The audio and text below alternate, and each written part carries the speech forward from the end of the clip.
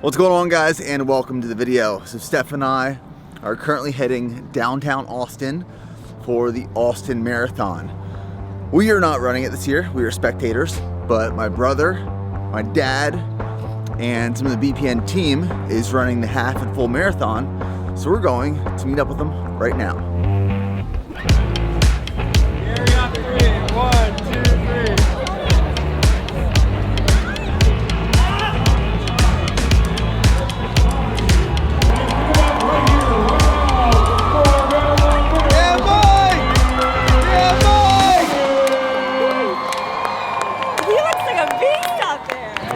Found your dad, but then we lost him. How'd you do? We did good. We ran 1:43. That's solid. Solid. Yeah. What was your time? I think around 2:07. My goal was 2:15 maybe. I wanted to be under 10. You look huge crossing the finish line. Really? Yes. Like you just look jacked. All right, so my dad just crossed the finish line for the half marathon. We're tracking Preston right now. Preston and Bob, who Bob is our neighbor growing up. He flew in from Pennsylvania to Texas to run the marathon. We're checking where he's at right now. He's with Preston. They rode that 15 miles at 2:40. We're seeing a lot of BPN gear, a lot of BPN sweatshirts, t-shirts, more than the mile shirts, and the Go One More endurance hats.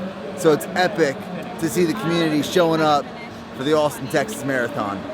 How are you feeling? There we go. Megan, how'd you do? Great! I mean, I'm slower than last time, but I enjoyed it, so there's a big win. Kerm, how was it? Good. Me and Meg, running buddies. Yes. Running buddies, whole way. Eric, how are you feeling? Oh, yeah, I feel great. It's easy.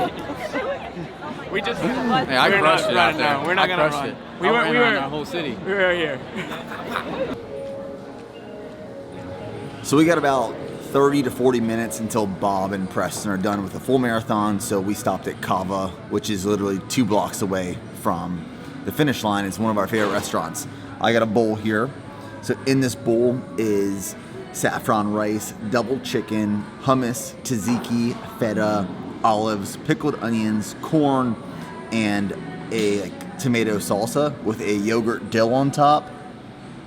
If you have a Cava around you, which we have multiple in Austin, my favorite place to get food that is quick, convenient, and healthy. Jessica Forster, Jorge Ruiz.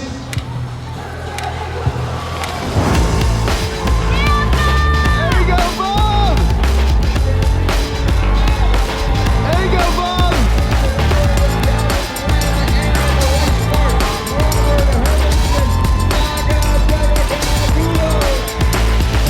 All right, so Bob has crossed the finish line, and now we are just waiting for Preston.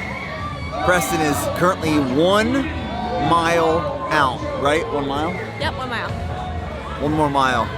Yeah, Preston! Yeah! Fredrickson, Cecilia. How are we feeling? Feeling good. Feeling good. What's going on? Yeah, How was this year as opposed to last or 2 years ago? this one was so much better because it was colder. Like the weather, it wasn't so humid. But and I didn't really cramp. I didn't get the full leg cramps. Trying to keep up with Bob. What was your time? 4:38. I think is what you said. 4:38. Go then at like mile 17.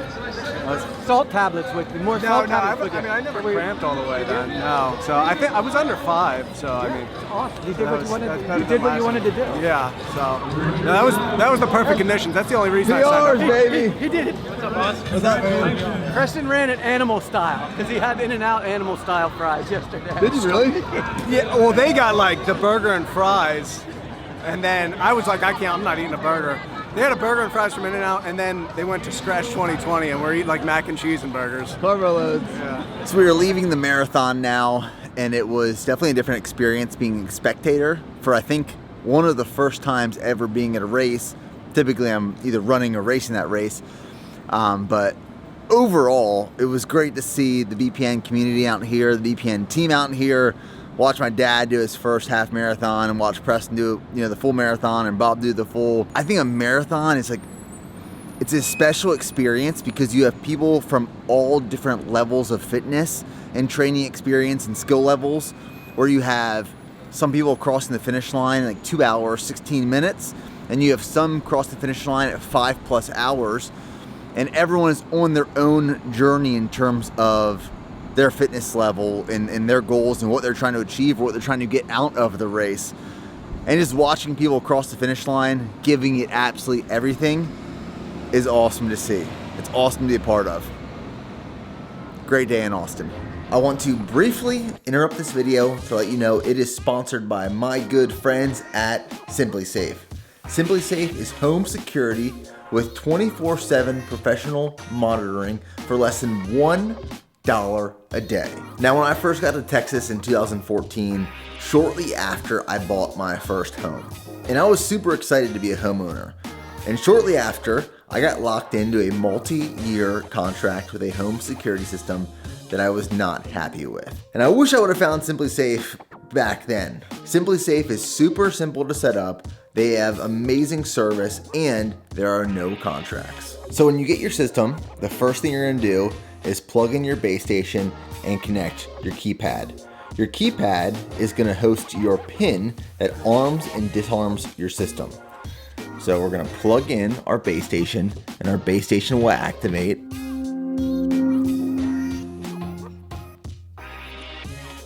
Welcome to SimpliSafe. Alarm off.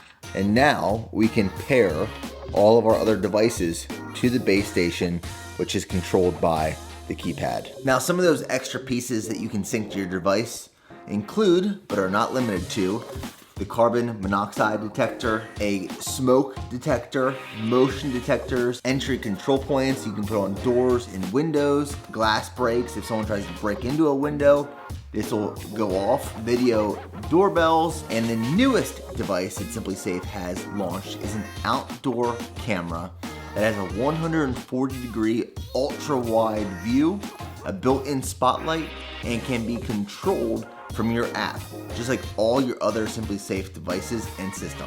So if you're looking for a reliable home security system, SimpliSafe has you covered. And they're also gonna give you 20% off and your first month for free when you sign up for the interactive monitoring. So use the link below, which is simplisafe.com/nickbear to get 20% off and your first month for free. Thank you, SimpliSafe, for sponsoring this video. Now back to the segment.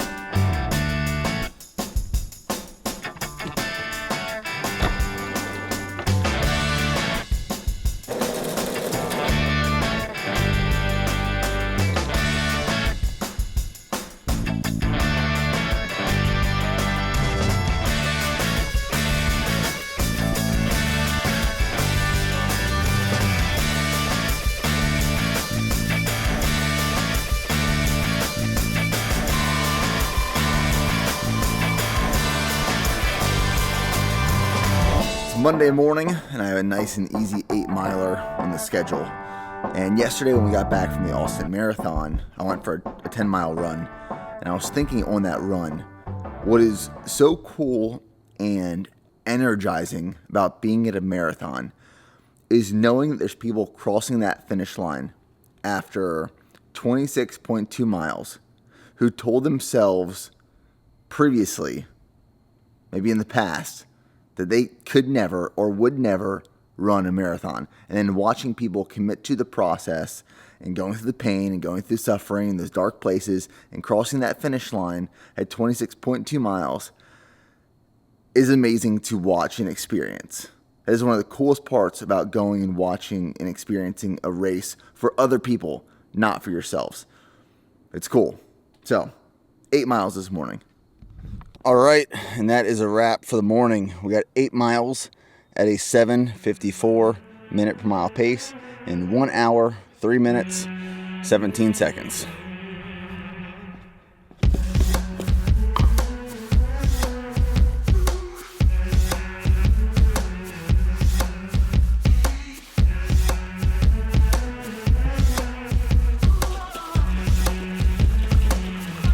As you can see, my morning supplement stack has grown. So in this shaker bottle right here, I have 1 scoop of collagen protein, 1 scoop of strong reds, 1 scoop of strong greens, 1 scoop of electrolytes. All of that is in the shaker bottle. And then I'm about to wash down these capsules and soft gels. So I have 1 serving of strong multivitamin, 1 serving of strong joints, and then our most recently launched product for the Strong Health line, Strong Omega. So I have 3 capsules or 3 soft gels of our fish oil supplement.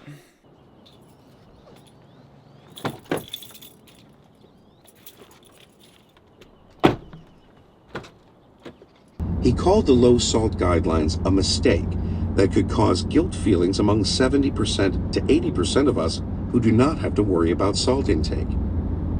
Scribner would go on to propose a more feasible solution compared to population-wide salt restriction, to identify people who were salt sensitive and restrict sodium only in that group of the population. As many of you know, Steph and I have a baby girl that is due this July, and we couldn't be more excited. And every single morning we rip this sheet of paper off a stack of papers in our bathroom. And each piece of paper represents a day during pregnancy. So as you get closer to the baby being born, there's less paper on the stack. As of right now, we have 138 days until our baby girl is supposed to be here, which is about 20 weeks. And they recommend 2 names. They recommend a name for a girl and a boy. Obviously, we're having a girl. They suggest Shirley. And for the boy, they recommend Dean. And they give some other fun facts. Like right now, our baby girl is about the size of a banana, which is pretty cool. So we can't wait. We can't wait to be parents.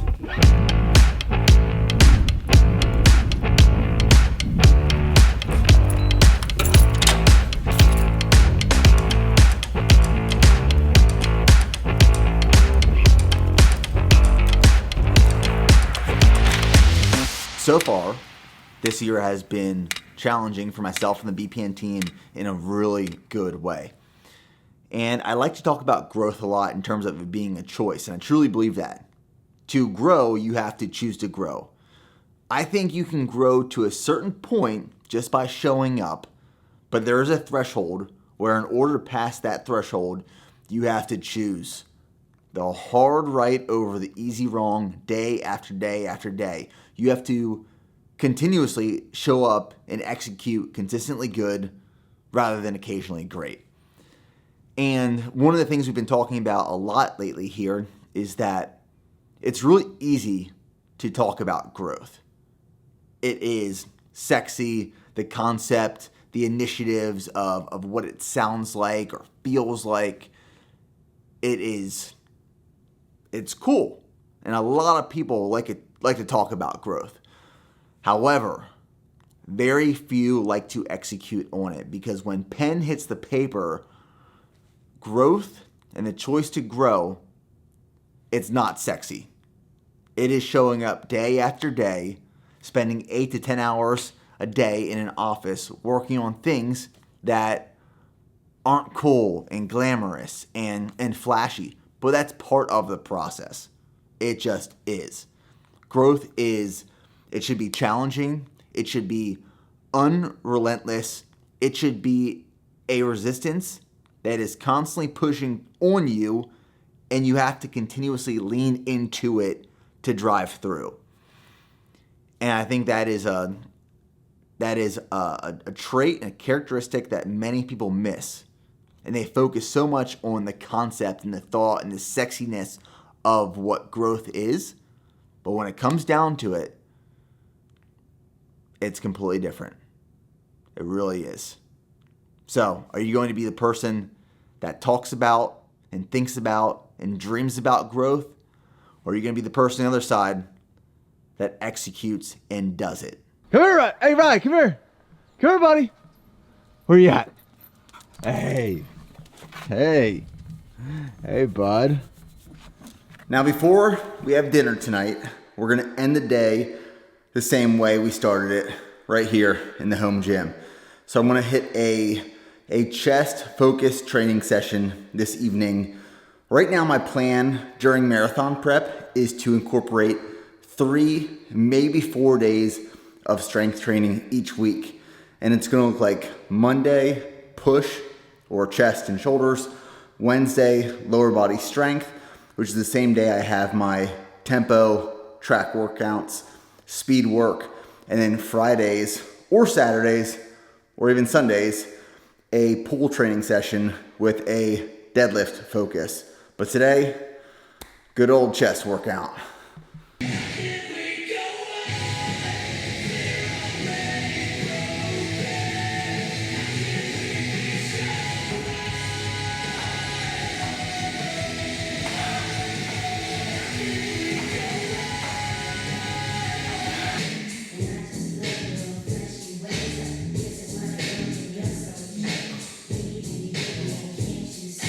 And before diving into some heavy dumbbell chest presses, I did a core warm-up superset. So that was 3 total sets. Each superset was 15 to 20 hanging leg raises, 15 to 20 GHD sit-ups, and then L-sits for as long as possible. So that was a warm-up. I rested about 60 to 90 seconds in between each one of those. And now, core's feeling tight. We can move some weight now.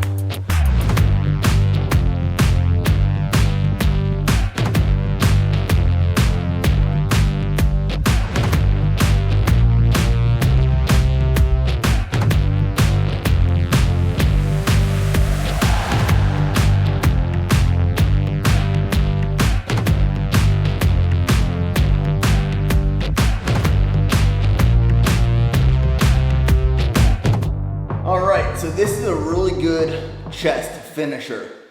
It's like a lying down Sven press. And when you use these hexagon dumbbells, they stay together. And we'll just do about 4 sets, as many reps as possible. Slow and controlled. You'll really feel it in the inside of your chest.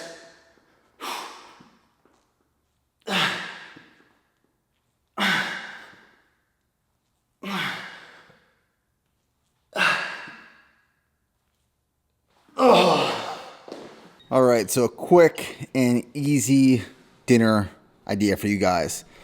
So this right here is just some rice with unsweetened toasted coconut flakes, some grilled chicken thighs, and then this is sauteed peppers, onions, and pineapple.